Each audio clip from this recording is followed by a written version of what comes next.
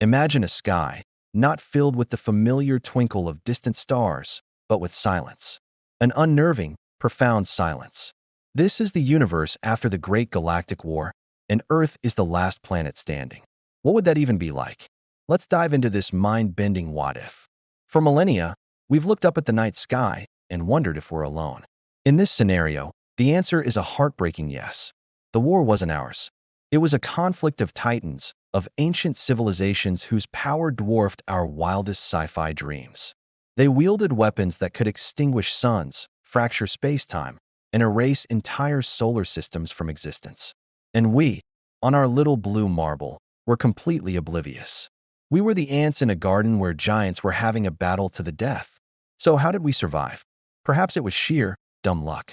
Our solar system might have been located in a cosmic backwater, a quiet sector of the galaxy that was strategically unimportant. Or maybe, our primitive technology made us invisible. We weren't a threat, we weren't a resource, we were simply insignificant.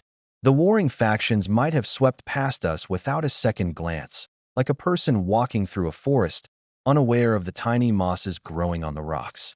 One day, the cosmic radio signals we'd been sending out for decades, our hopeful hello to the universe, finally get a response. But it's not a greeting. It's an echo, a final, fading data packet from a dying civilization, a galactic tombstone that tells a story of unimaginable destruction. Our astronomers, our scientists, would be the first to realize the terrifying truth. The stars haven't gone out. The civilizations around them have. The universe has fallen silent. The initial reaction on Earth would be a mixture of terror and disbelief. Global panic would be an understatement. Governments would scramble to make sense of the data. Was it a trick? A mistake? But as our telescopes peered deeper into the void, the evidence would be undeniable. We'd see the ruins of Dyson spheres, the debris of shattered worlds, and the ghostly remnants of energies we can't even comprehend. We are alone, truly and utterly alone. After the initial shock, a new reality would set in. Humanity would be forced to unite in a way we never have before. National borders, political squabbles, economic rivalries. All of it would seem so petty in the face of an empty universe. Our new, shared purpose would be survival and stewardship. We would be the last spark of intelligent life, the sole inheritors of a silent cosmos. Science and technology would experience a renaissance unlike any other. The debris fields of the Galactic War would be our new frontier. We'd send out probes, not just to explore, but to scavenge. Imagine finding a fragment of a ship built by a billion-year-old civilization. The technology within could advance our own by millennia in a single day. We might learn about faster-than-light travel, energy sources that make fusion look like a campfire, and sciences we don't even have names for yet. We would become cosmic archaeologists, piecing together the history of the fallen. What were these civilizations like? What did they create? What art did they make? What did they value?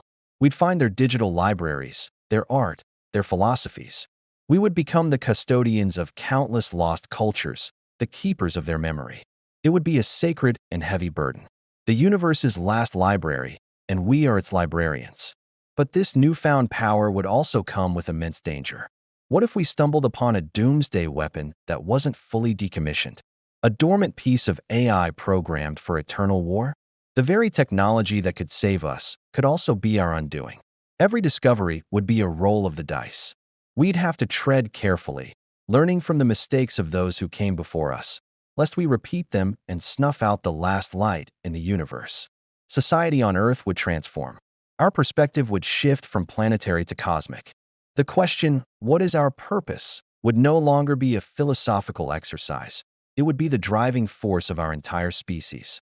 With no one else out there, the responsibility to explore, to create, and to ensure that life continues falls squarely on our shoulders.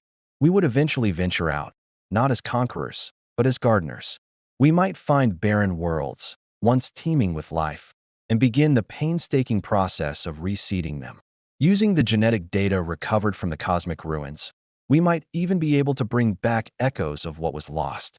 We wouldn't just be the inheritors of the universe, we would be its new creators, its guardians. This lonely existence would change our art, our music, our stories.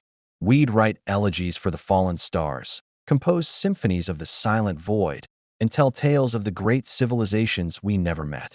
We'd carry the memory of a vibrant universe within us, a universe that now exists only in our minds and in the artifacts we collect. Being the last ones left would be a profound and terrifying responsibility. We would be the universe's last hope. Every decision we make, every step we take into the cosmos, would carry the weight of everything that ever was and everything that could ever be. It would force us to become the best version of ourselves, to rise above our petty conflicts and embrace our shared destiny as the sole guardians of life.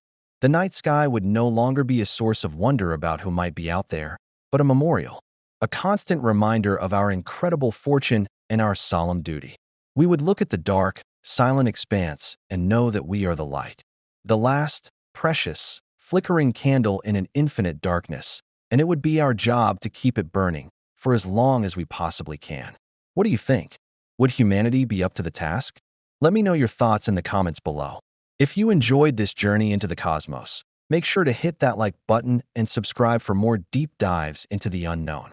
Thanks for watching.